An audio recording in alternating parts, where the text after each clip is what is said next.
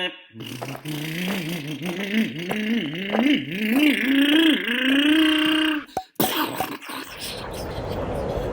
hat!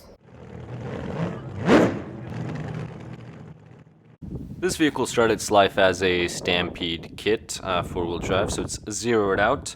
I'm going to do a few little speed runs, actually just 3 here. Then after that, I'm going to measure out a little small area for backyards and see what the speed is and see if this is pretty good for a backyard vehicle.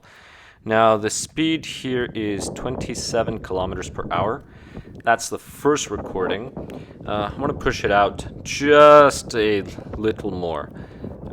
You can easily get 25 kilometers per hour. This is 27. But these vehicles, they're a very good size. It's a shorter wheelbase than the Traxxas / four-wheel drive. You can actually just replace the wheels and tires and replace the center tub, just replace the chassis and that center drive line and body, and you have a slash. You may have to replace the body mounts as well. The point is the front and rear are the same. So now we're looking at 28 kilometers per hour, and 28 kilometers per hour is pretty good. This is a brushed system. It does have the 12-turn Titan motor, XL5 ESC. I do like the system. It's good for getting started or just to mess around the house, for example. Nothing too crazy. You can put bigger, more powerful systems.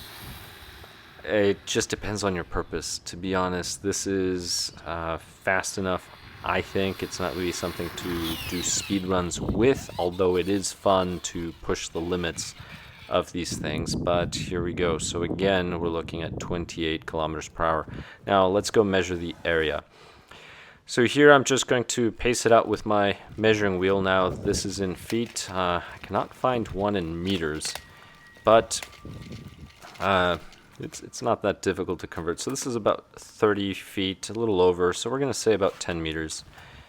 And if we measure the other side, it's pretty much a square where I'm going to be driving the truck. So let's say this was 10 meters, approximately 10 meters again. You would have a 10 meter by 10 meter area. And here is the truck. So I'm going to zero it out. Now I'm going to see what the top speed is that I can get here. So I'm just going to run it. I'm going to run just the sides, well, except for that right there. I'm just running it in not really a circle, some type of polygon. And I'm going to measure the speed. So the speed here in an area like this is 20 kilometers per hour. So that's something to keep in mind. Even though the top speed is 28 kilometers per hour, you may not hit it depending on the area that you have. Now, something too to consider is if you want to reach slightly higher speed, given that this is less than a little over 2/3 of the top speed. I can always gear down a tooth and see if I can pick up an extra kilometer or two. Now I'm going to run it again, and I'm actually going to try to run the diagonals because it's a little greater distance after I flip it back up. There I was just testing the stability. I do like the truck a lot.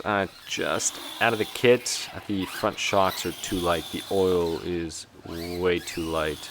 I am going to flip it on purpose at one point during this video. But running these diagonals, the top speed is a little higher. So I ended up picking up 1 kilometer. 22 kilometers per hour. So 22 kilometers per hour on that run, which is not bad. But again, I am 6 kilometers short of top speed. Therefore, if this were the space that I had available to me, which is the space that I have available to me here, unless I go to a local park, which is just a stone's throw away, I would probably consider gearing down a tooth, maybe 2, just to try to pick up a little more speed here. Although it is plenty fast, the motor does run cool. Very cool.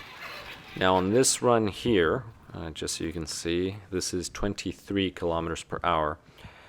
So, again, not bad. It's not a bad run. Now, is this a vehicle that you should get for an area? If this is the type of area that you should get, absolutely, I recommend this. I'm liking it a lot. I think it's better than the two-wheel drive for a lot of this terrain. The two-wheel drive, although you can't really beat the Bigfoot. Bigfoot just looks amazing. But jumping over that pile of rocks, going in the jungle, this backyard is a mess. I've been working on it off and on. There, it's just going to get stuck. But as we get the camera closer, the cameraman's following me. She's doing a great job. I flipped the truck over. So that would have happened, I think, with any vehicle this size. But going out, if I just exit the way the truck came in, it's fine. But here we go again.